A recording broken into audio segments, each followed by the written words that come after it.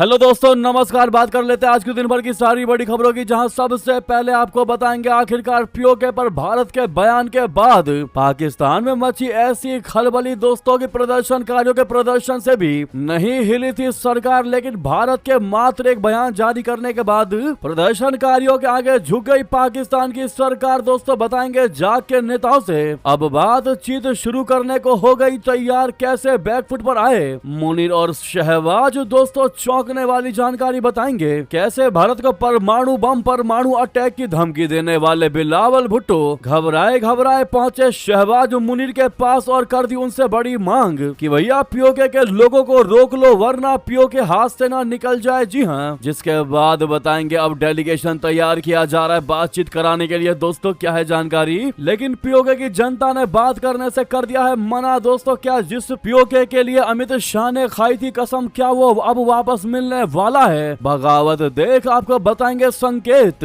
तो वहीं उधर कैसे चौतरफा घिरा पाकिस्तान। दोस्तों उधर बलूचिस्तान में पाकिस्तान की हुई फजीहत, विद्रोहियों की नाकेबंदी से डरे चीन ने प्रोजेक्ट बंद करने की ही दे डाली धमकी शहबाज को। करे तो करे क्या शहबाज और मुनीर, क्या वाकई में पाकिस्तान से आजाद हो गया है बलूचिस्तान? क्या है इस वायरल लेटर का सच? दोस्तों साथ ही साथ बताएंगे ब्रिटेन में हिंदू मंदिर परिसर को मुस्लिम संस्था को नीलाम करने पर मच गया विवाद। जहां था मंदिर वही इमारत अब इस्लामिक चैरिटी को बेची जा रही है। दोस्तों बताएंगे सबसे बड़ी चौंका देने वाली खबर। तो उधर पाकिस्तान की सबसे बड़ी खुराफात बताएंगे, हॉर्मुज पर अमेरिकी नाकाबंदी के बाद कराची जाएंगे ईरानी जहाज। आखिर क्या है मामला? दोस्तों एक से एक बेहतरीन अपडेट आपको बताएंगे, बस आप वीडियो के अंत तक बने रहिएगा। और खबरों में आगे बढ़ने से पहले मानते हैं कि भारत पीओके लेकर ही रहेगा और पीओके ले ही लेना चाहिए एट एनी कॉस्ट। और लोहा गर्म है, भारत को हथौड़ा मार ही देना चाहिए। तो वीडियो को लाइक करके इस चैनल को सब्सक्राइब करके बेल आइकन दबा के कमेंट में जय हिंद कहिएगा। तो दोस्तों अब बात करते हैं पहली सबसे बड़ी खबर की, जहां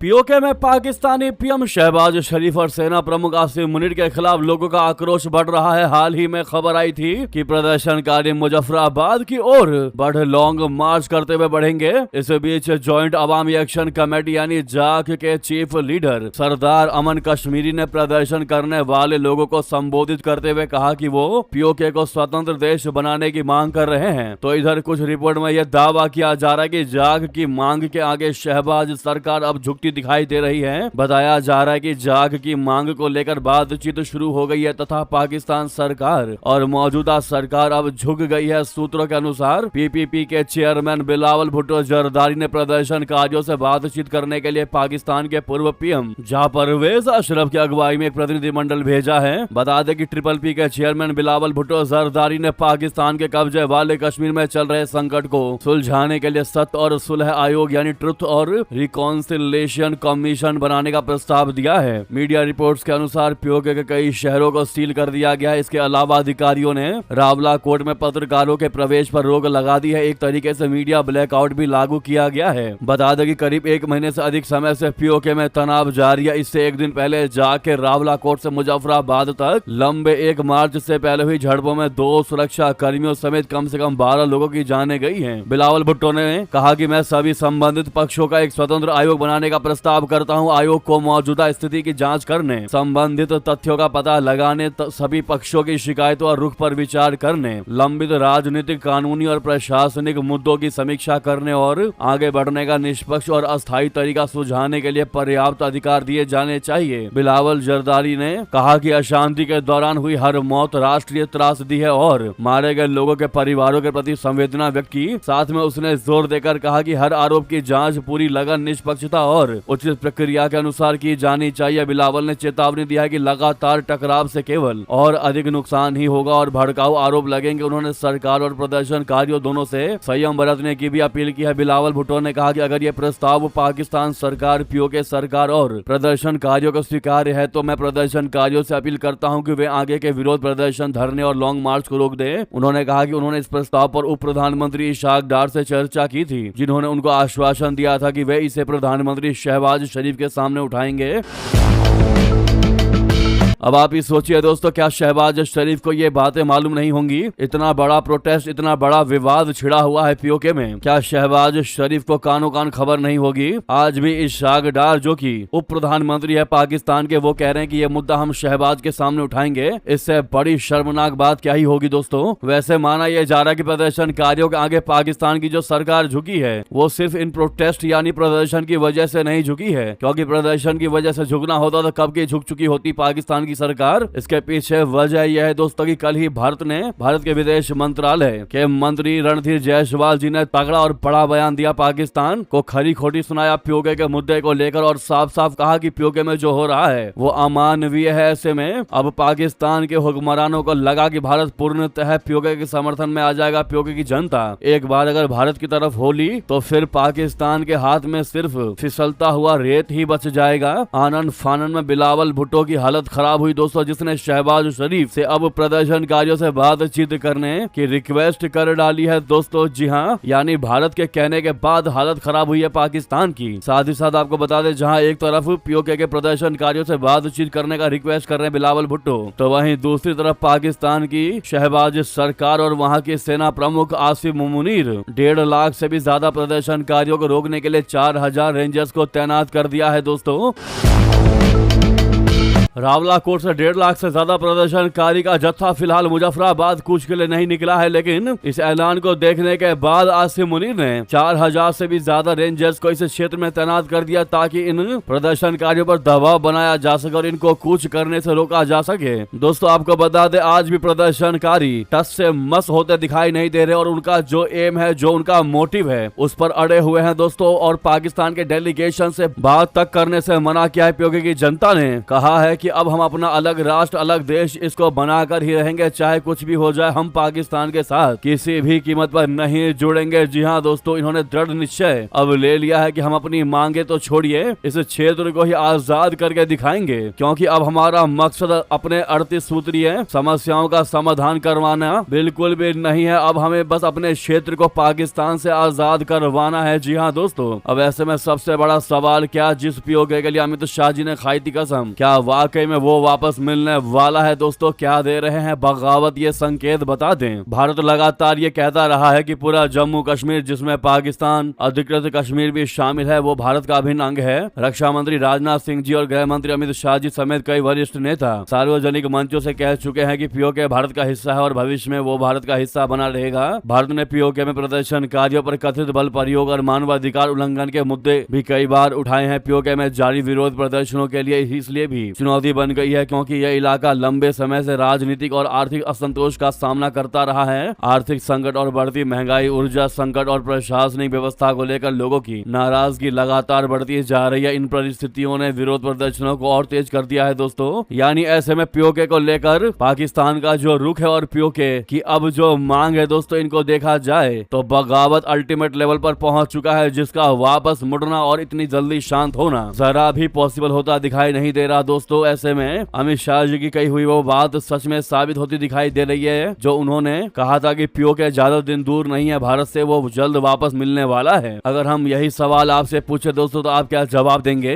अवश्य कमेंट करके बताइएगा। और चाहते हैं कि पीओके वापस लेकर ही रहेंगे तो दोस्तों सामने लाइक का बटन है, इस लाइक के बटन को अभी तक नहीं दबाया है तो जल्दी से दबा दीजिएगा दोस्तों, ताकि ये जानकारी पाकिस्तानियों तक पहुंचे और उनको पता चले कि भारतीय उनको छोड़ने वाले नहीं जब तक पीओके हासिल नहीं हो जाता। तो लाइक अवश्य करिएगा दोस्तों और कमेंट में पीओके तो हम लेकर रहेंगे लिखना भी मत भूलिएगा। साथ ही साथ आपको बता दें, बलूचिस्तान में पाकिस्तान की हुई बड़ी फर्जीहत, विद्रोहियों की नाकाबंदी से डरे चीन ने दे दी प्रोजेक्ट बंद करने की धमकी। दोस्तों पाकिस्तान के बलूचिस्तान में चीनी प्रोजेक्ट्स बंद होने के कगार पर है। इसका प्रमुख कारण बलूच विद्रोहियों की नाकाबंदी है। इस नाकाबंदी के कारण चीन को हर दिन भारी नुकसान हो रहा है। वो इस इलाके की खनिज संपदा को बाहर नहीं भेज पा रहा है। ऐसे में चीन ने पाकिस्तान को बलूचिस्तान में जारी कई प्रोजेक्ट्स को बंद करने का अल्टीमेटम दिया है। चीन ने कहा है कि अगर बलूचिस्तान में जल्द हालात नहीं सुधरे तो इसके लिए इन प्रोजेक्ट को चला पाना काफी मुश्किल होगा। इनमें सेंधक कॉपर गोल्ड प्रोजेक्ट भी शामिल है, जिसे चीनी कंपनी ऑपरेट करती है। दोस्तों, फाइनेंशियल टाइम्स की रिपोर्ट के अनुसार पिछले महीने सेंधक मेटल्स ने पाकिस्तान के ऊर्जा मंत्रालय को एक पत्र लिखकर बताया था कि बिगड़ते हालात जरूरी सामान की ढुलाई में रुकावट डाल रहे हैं। उसने चेतावनी देते हुए कहा था कि अगर बलूचिस्तान में स्थिति में सुधार नहीं होता है तो सेंधक कॉपर गोल्ड प्रोजेक्ट को 1 महीने के भीतर अपना कामकाज बंद करना पड़ सकता है। पाकिस्तानी ऊर्जा मंत्रालय को यह पत्र सेंधक मेटल्स लिमिटेड के मैनेजिंग डायरेक्टर ने 29 जून को लिखा था। इस पत्र में सेंधक मेटल्स लिमिटेड के मैनेजिंग डायरेक्टर ने कहा था कि बलूचिस्तान की सुरक्षा स्थिति दिन प्रतिदिन खराब होती जा रही है। इससे प्रोजेक्ट के लिए जरूरी सामान की डिलीवरी पर बुरा असर पड़ रहा है। इस पत्र में उन्होंने चेतावनी दी कि अगर हालात ऐसे ही बने रहे तो सेंधक कॉपर गोल्ड प्रोजेक्ट में बिना रुकावट कामकाज जारी रखना बहुत मुश्किल हो जाएगा। कंपनी ने यह भी कहा कि उत्पादन के लिए जरूरी सामान और लॉजिस्टिकल सपोर्ट की भी अगले महीने के भीतर प्रोजेक्ट का काम रुकने का गंभीर खतरा पैदा हो सकता है। दोस्तों बलूचिस्तान में चीन का बहुत भारी निवेश है। चीन ने बलूचिस्तान में बड़े पैमाने पर निवेश कर रखा है। इसमें चीन पाकिस्तान आर्थिक गलियारा यानी CPEC भी शामिल है, जो अकेले 62 अरब अमेरिकी डॉलर का प्रोजेक्ट है। इस बजट का अधिकांश हिस्सा ऊर्जा परियोजनाओं यानी 33.7 अरब डॉलर, यातायात और बुनियादी ढांचे 9.7 अरब डॉलर और ग्वादर बंदरगाह के विकास पर खर्च हो रहा है। चीन बलूचिस्तान के जिन प्रोजेक्ट्स में काम कर रहा है उनमें ग्वादर पोर्ट के अलावा सेंधक कॉपर पोर्ट और प्रोजेक्ट और रैको डिक माइनिंग प्रोजेक्ट अहम है। दोस्तों, चीन ने बार बार पाकिस्तान सरकार खासकर शहबाज और मुनीर से आग्रह किया कि वो देश में काम कर रहे चीनी नागरिकों की सुरक्षा सुनिश्चित करने के लिए और अधिक प्रभावी कदम उठाए, लेकिन मानने को कोई तैयार नहीं है। दोस्तों, बता दें कि बलूचिस्तान की तरफ से दावा किया जा रहा है कि बलूचिस्तान ने खुद को पाकिस्तान से आजाद घोषित कर दिया है। रिपब्लिक ऑफ बलूचिस्तान के नाम से जारी इस लेटर में कहा गया है कि बलूच लोगों ने अपने इलाके के 85% हिस्से पर पूर्णतः नियंत्रण हासिल कर लिया है और उनका अपना नया झंडा व करेंसी भी तैयार है। हालांकि इस वायरल दावे की आधिकारिक पुष्टि नहीं हुई है, लेकिन इसने बलूचिस्तान में चल रहे लंबे संघर्ष को एक बार फिर दुनिया के सामने ला खड़ा कर दिया है। दोस्तों, क्या है इस मुद्दे पर आपकी राय, जरूर कमेंट करके बताइएगा। अगली नेक्स्ट बड़ी जानकारी चौंका देने वाली खबर की बात करते हैं, जहां ब्रिटेन में हिंदू मंदिर परिसर को मुस्लिम संस्था को नीलाम करने पर मचा विवाद। हाई कोर्ट ने उठाया बड़ा कदम। अब जी हां, जहां था मंदिर वहीं इमारत, सेम इमारत इस्लामिक चैरिटी को बेची जा रही। दोस्तों, अब हिंदू समाज ने हाई कोर्ट में लगाई याचिका, नीलामी की प्रक्रिया गलत करने का आरोप। दोस्तों, ब्रिटेन के पीटर बरो में एक हिंदू मंदिर वाली प्रॉपर्टी की बिक्री को लेकर कानूनी विवाद लंदन के हाई कोर्ट तक पहुंच गया, जहां सिटी काउंसिल ने एक मुस्लिम संगठन को ये जगह बेचने के अपने फैसले का बचाव किया। काउंसिल ने तर्क दिया कि स्थानीय हिंदू समुदाय के सदस्यों की आपत्तियों के बावजूद यह बिक्री कानूनी थी और उनकी कानूनी जिम्मेदारियों के अनुरूप थी। अदालत ने फिलहाल नीलामी पर अस्थायी रोक लगा दी है, लेकिन मंदिर की जगह मस्जिद का विवाद जारी है। अब कोर्ट ये तय करेगा कि काउंसिल का फैसला कानूनी और प्रक्रियात्मक रूप से उचित था या नहीं। दोस्तों, ये मामला न्यू इंग्लैंड कॉम्प्लेक्स से जुड़ा है, जहां अभी भारत हिंदू समाज बोले तो BHS की तरफ से संचालित एक हिंदू मंदिर है। पीटर बरो सिटी काउंसिल ने इस प्रॉपर्टी को यूके इस्लामिक मिशन बोले तो UKIM को बेचने की मंजूरी दी थी, जो इस जगह को मस्जिद खदीजा उसे कहते हैं, जहां एक मस्जिद और इस्लामिक सेंटर होता है, उसके तौर पर फिर से डेवलप करने का प्लान बना रहा है। काउंसिल की तरफ से पेश वकील कैथरीन रोलैंड्स ने कोर्ट को बताया कि इस फैसले से समानता कानूनों या पब्लिक सेक्टर की समानता की जिम्मेदारी का उल्लंघन नहीं हुआ है। उन्होंने तर्क दिया कि हालांकि फैसला लेते वक्त धार्मिक ग्रुप्स वाले लोगों पर पड़ने वाले असर पर विचार किया जाना चाहिए, लेकिन यह आखिरी नतीजे को तय नहीं करता है। काउंसिल के मुताबिक हिंदू समुदाय रीडेवलपमेंट शुरू होने तक अपने टेनेंसी एग्रीमेंट के तहत मंदिर का इस्तेमाल करता रहेगा। काउंसिल ने यह भी कहा है कि वो हिंदू समुदाय का सम्मान करती है और चाहती है कि वो पीटर बरो में ही रहे। सुनवाई के दौरान कोर्ट रूम में मौजूद हिंदू समुदाय के कई सदस्यों ने हंसी और असहमति के साथ रिएक्शन दिए और चिंता जताई कि वो तकरीबन 35 मील के दायरे में मौजूद इकलौते हिंदू मंदिर को खो देंगे। कार्यवाही में शामिल होने के लिए कई समर्थक पीटर बरो से आए थे। दोस्तों, काउंसिल ने आगे कहा है कि हिंदू संगठन को अल्टरनेट जगह की पेशकश की गई थी और तर्क दिया कि शहर में दूसरी जगहों पर भी सुटेबल लोकेशंस हैं। सुनवाई के दौरान जस्टिस मॉरिशस ने सवाल किया कि अगर प्रपोज्ड रीडेवलपमेंट शुरू होने में कई साल लग सकते हैं तो अल्टरनेट जगह के बारे में बात क्यों की जा रही है। जवाब में काउंसिल ने कहा कि अगर जरूरी फंड मिल जाए तो रीडेवलपमेंट जल्दी शुरू हो सकता है। जी हाँ दोस्तों, क्या है इस मुद्दे पर आपकी राय, अवश्य कमेंट कीजिएगा, उधर बता दें। भारत के सबसे बड़े न्यूक्लियर पावर प्लांट का डेटा हुआ लीक। दावा है कि हैकर्स ने कंट्रोल रूम का लेआउट, सप्लायर्स की लिस्ट डार्क वेब पर डाल दी। दोस्तों, भारत के न्यूक्लियर पावर प्लांट से जुड़ी फाइलों में बहुत बड़ी सेंधमारी की खबर आपको बता रहे हैं। एक रिपोर्ट में दावा किया गया है कि रैनसमवेयर ग्रुप वर्ल्ड लीक्स ने डार्क वेब पर भारत के सबसे बड़े परमाणु ऊर्जा संयंत्र कुडनकुलम न्यूक्लियर पावर प्लांट से जुड़े हजारों दस्तावेज अपलोड किए गए हैं। इन दस्तावेजों में संयंत्र के कुछ हिस्सों के कथित ब्लूप्रिंट, सप्लायर्स की जानकारी, बैठकों के ब्यौरे और बीमा दस्तावेज शामिल बताए जा रहे हैं। वर्ल्ड लीक्स का दावा यह है कि यह डेटा अनिल अंबानी के रिलायंस इंफ्रास्ट्रक्चर का है। हालांकि इन दस्तावेजों की प्रामाणिकता की स्वतंत्र रूप से पुष्टि नहीं की जा सकी है। दोस्तों, रिपोर्ट के अनुसार रिलायंस ग्रुप ने स्वीकार किया कि तीसरे पक्ष के डेटा सेंटर सर्विस प्रोवाइडर यानी योटा के सर्वर पर उसके डेटा में आंशिक सेंध की गई थी। कंपनी ने कहा है कि इस घटना की जानकारी सरकार को दे दी गई है, लेकिन यह नहीं बताया गया कि कौन सा डेटा प्रभावित हुआ है। बता दें कि कुडनकुलम परमाणु ऊर्जा संयंत्र भारत के 7 परमाणु संयंत्रों में सबसे बड़ा है और प्रधानमंत्री नरेंद्र मोदी की देश की परमाणु ऊर्जा क्षमता बढ़ाने की योजना का अहम हिस्सा है। रिलायंस इंफ्रास्ट्रक्चर इस परियोजना की यूनिट 3 और यूनिट 4 के बुनियादी ढांचे के निर्माण का ठेकेदार है। दोनों इकाइयों के 2027 तक चालू होने की उम्मीद है और इनसे संयुक्त रूप से 2000 मेगावाट बिजली उत्पादन होगा। क्या इस मुद्दे पर आपकी राय दोस्तों किसकी हो सकती है? यह हिमाकत आपको क्या लगता है? कमेंट करके बताइएगा। वहीं आपको बता दें,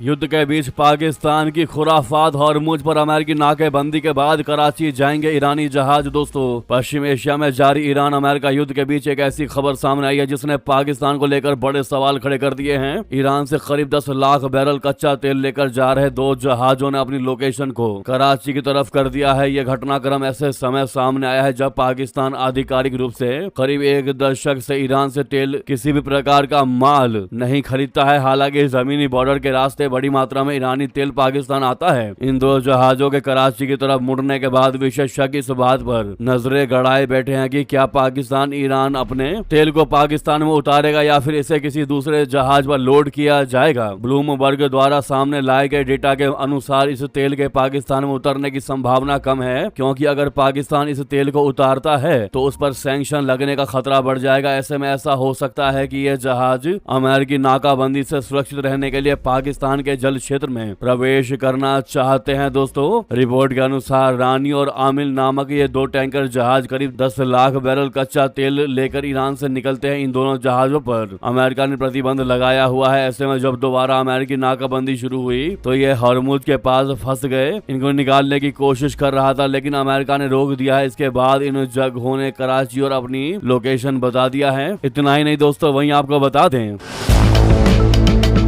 क्या अमेरिका को धोखा दे रहा है सऊदी? प्रिंस मोहम्मद बिन सलमान ने चुपचाप ईरान से की दोस्ती। दोस्तों, अमेरिका और ईरान के बीच तनाव चरम पर है। दोनों ही देश एक दूसरे के सैन्य ठिकानों पर हमले कर रहे हैं। इस कारण पूरे मध्य पूर्व में जंग जैसे हालात बन चुके हैं। हालांकि इस क्षेत्र का सबसे महत्वपूर्ण देश इस तनाव से गायब है। दोस्तों, ये देश जितना ही अमेरिका के करीब है उतना ही ईरान के साथ भी, और इस देश का नाम सऊदी अरब है। दोस्तों, इस साल फरवरी में शुरू हुए मध्य पूर्व संघर्ष के दौरान ईरान ने अगर किसी ऐसे खाड़ी देश पर सबसे कम हमला किया है जो अमेरिकी सैन्य ठिकानों की मेजबानी करता है, तो उसका नाम सऊदी अरब है। इसका ईरान ने अपने पक्के दोस्त ओमान पर भी हमले किए हैं, लेकिन सऊदी अरब को लेकर वो चुप है। दोस्तों, चंद दिनों पहले ईरान के सर्वोच्च नेता अयातुल्लाह अली खामनेई के अंतिम संस्कार के दौरान अधिकतर खाड़ी देशों ने दूरी बनाकर रखी, लेकिन सऊदी अरब ने खामनेई के अंतिम संस्कार में भारी भरकम प्रतिनिधिमंडल तेहरान भेजा। जब ईरान एक बार फिर खाड़ी देशों पर हमले कर रहा है, उस समय भी सऊदी अरब के विदेश मंत्री प्रिंस फैसल बिन फरहान और ईरान के विदेश मंत्री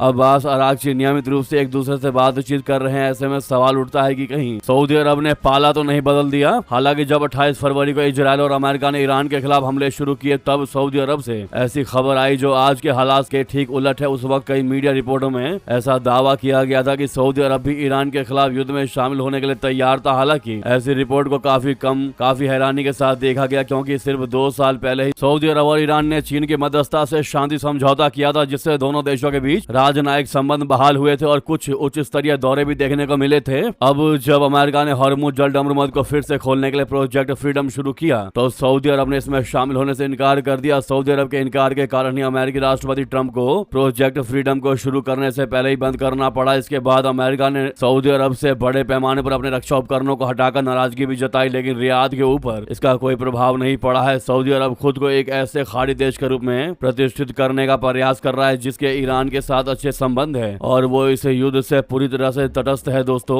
वहीं आपको बता दें यूएई या फिर कतर, तुर्की के S-400 को कौन खरीद रहा, कौन सा देश खरीद रहा, क्या बदलेगा मध्य पूर्व का समीकरण, अमेरिका हुआ परेशान, बता दें।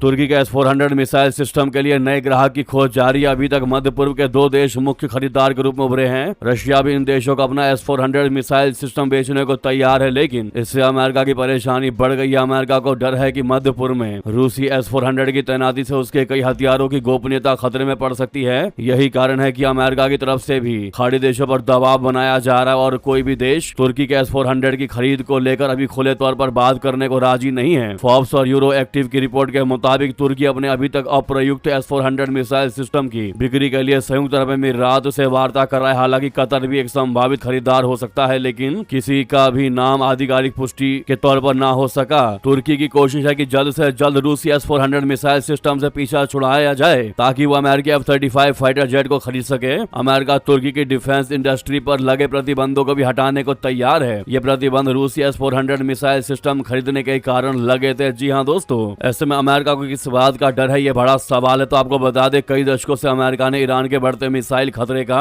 मुकाबला करने के लिए खाड़ी देशों के साथ मिलकर एक इंटीग्रेटेड मिसाइल डिफेंस सिस्टम के नेटवर्क को तैयार किया है। इस नेटवर्क में सहयोगी देशों को रडार कवरेज, अर्ली वार्निंग और इंटरसेप्टर साझा करने के लिए प्रोत्साहित किया गया है। अगर उस नेटवर्क सिस्टम में रशिया के S-400 को शामिल किया जाता है तो मामला जटिल हो सकता है। इससे अलग अलग कमांड नेटवर्क, सपोर्ट चेन और सॉफ्टवेयर सहयोग कमजोर हो सकता है, जिसे बनाने में अमेरिका ने वर्षों लगाए हैं। इसके अलावा अमेरिकी लड़ाकू विमानों की गोपनीय जानकारियां भी खतरे में पड़ सकती हैं। यही कारण है कि अमेरिका भी इससे टेंशन में आ चुका है। दोस्तों तो वहीं ट्रंप ने ईरान को बड़ा अल्टीमेटम दिया, कहा अगर डील नहीं हुई तो अगले वीक से पावर प्लांट पुलों को उड़ाना शुरू कर देंगे। जी हाँ दोस्तों, ईरान से तनातनी और हॉर्मुज संकट के बीच अमेरिकी राष्ट्रपति ट्रंप ने अल्टीमेटम देते हुए कहा है कि अगर तेहरान बातचीत की मेज पर नहीं लौटता है तो अमेरिका अगले सप्ताह से ईरानी बिजली संयंत्रों और पुलों को निशाना बनाना शुरू कर देगा। उन्होंने ये भी कहा है कि अगर ईरान वाशिंगटन के साथ समझौता करने में विफल रहता है तो उसके पास कुछ भी नहीं बचेगा। फॉक्स न्यूज को दिए एक इंटरव्यू में ट्रंप ने कहा कि अगर बातचीत फिर से शुरू नहीं होती है तो अमेरिका आने वाले दिनों में ईरान के खिलाफ अपना सैन्य अभियान तेज कर देगा। उन्होंने कहा कि हम कल रात उन पर जोरदार हमला करेंगे, हम उसके अगले दिन पर भी जोरदार हमला करेंगे और फिर अगले हफ्ते उनके लिए हालात और भी खराब हो जाएंगे, क्योंकि अगले हफ्ते बिजली संयंत्रों पर हमला होगा, अगले हफ्ते पुलों पर भी हमला होगा। जी हाँ दोस्तों, वही नेक्स्ट खबर की बात करते हैं, जहां भारत शेख हसीना को बांग्लादेश वापस भेजेगा या नहीं भेजेगा, विदेश मंत्रालय ने दिया सख्त जवाब। दोस्तों बांग्लादेश की पूर्व प्रधानमंत्री शेख हसीना के ढाका लौटने की योजना के बीच भारत ने मंगलवार को यानी 14 जुलाई को सदी हुई प्रतिक्रिया देते हुए कहा कि इस मुद्दे पर उसके रुख में कोई बदलाव नहीं आया है। हसीना अगस्त 2024 में बड़े पैमाने पर हुए सरकार विरोधी आंदोलन के बाद अपनी सरकार के पतन के बीच ढाका छोड़कर भारत आ गई थी और तब से वो भारत में रह रही हैं। पीटीआई की रिपोर्ट के मुताबिक पिछले हफ्ते हसीना के करीबी सूत्रों ने बताया था कि पूर्व प्रधानमंत्री अपनी आवामी लीग पार्टी को फिर से सक्रिय करने के उद्देश्य से स्वेच्छा से ढाका लौटने की तैयारी कर रही है। विदेश मंत्रालय के प्रवक्ता रणधीर जायसवाल ने कहा कि इस मामले पर हमारे रुख में कोई बदलाव नहीं आया है। प्रत्यर्पण से जुड़ा कोई भी मामला कानूनी विषय है और उससे उसी के अनुरूप निपटाया जाएगा। वहीं बांग्लादेश में नई सरकार ने शेख हसीना की वापसी को लेकर कहा कि अगर तुम वापस आना तो दुनिया का बेस्ट वकील को ही वापस साथ में लेकर आना, वरना तुम्हें जेल में या फांसी पर लटकाने से कोई नहीं बचा सकता। प्रधानमंत्री तारिक रहमान के सूचना और रणनीतिक सलाहकार जाहिद उर रहमान ने कहा कि शेख हसीना दुनिया के सबसे अच्छे वकील को साथ में लेकर आए तो ज्यादा बेहतर होगा, लेकिन उन्हें बांग्लादेश में कानून का सामना करना ही पड़ेगा। ये शेख हसीना के बयान की प्रतिक्रिया माना जा सकता है दोस्तों, या फिर यूं कहें कि इसे सरकारी धमकी भी कह सकते हैं आप। जी हाँ, वही आपके हिसाब से क्या होना चाहिए? क्या भारत को वापस भेजना चाहिए शेख हसीना को बांग्लादेश, या फिर भारत में ही रहने देना चाहिए? जो भी आपकी राय हो दोस्तों, इस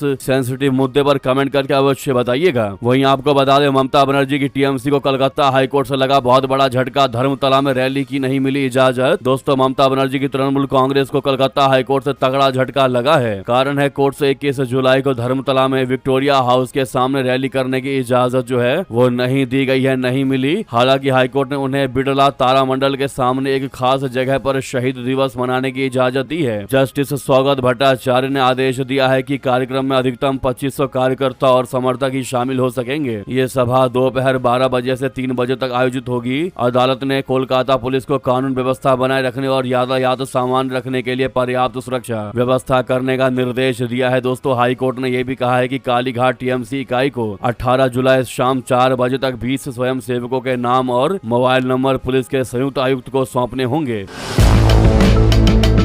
तो वहीं आपको बता दें, 2/3 बहुमत से सिर्फ 6 सांसद दूर मोदी सरकार। क्या मानसून सत्र में पूरा होगा परिसीमन का एजेंडा? दरअसल मानसून सत्र से पहले बड़ा देश की राजनीति में पावर गेम खेला जा रहा है। शरद पवार की पार्टी ने लोकसभा में परिसीमन बिल का समर्थन करने के संकेत दिए हैं। अगर ऐसा हुआ तो फिर शरद पवार के 8 सांसदों से मोदी सरकार के कुल लोकसभा में 2/3 बहुमत के मिशन को मजबूती मिलेगी। इंडिया गठबंधन की जिस एकता के दम पर राहुल गांधी ने अप्रैल में मोदी सरकार को संसद में हराने का दावा किया था, क्या वो एकता मानसून सत्र शुरू होने से पहले ही तार तार होने लगी है? टीएमसी में टूट के बाद सबसे बड़ा सवाल यह था कि क्या शरद पवार और एमके स्टालिन की पार्टी का स्टैंड बदलेगा। दोस्तों, 20 जुलाई को शुरू हो रहे मानसून सत्र से पहले शरद पवार को लेकर पहली बार पुख्ता संकेत मिला है कि शरद पवार की बेटी और पार्टी सांसद सुप्रिया सुले इशारा करती दिखी है कि परिसीमन बिल को एनसीपी शरद गुट समर्थन कर सकता है। जी हाँ दोस्तों, ऐसे में क्या है आपकी राय? लगे हाथ तो वीडियो को लाइक करके, चैनल को सब्सक्राइब करके, बेल आइकन दबा के कमेंट में जय हिंद कहना बिल्कुल मत भूलेगा। लगे हाथों जहां पर भी आपका ग्रुप हो, व्हाट्सएप, फेसबुक, एक्स पर वीडियो को शेयर करना मत भूलेगा ताकि ये जानकारी जन जन तक पहुंचे दोस्तों और अपनी राय रख सकें। जय हिंद, जय भारत।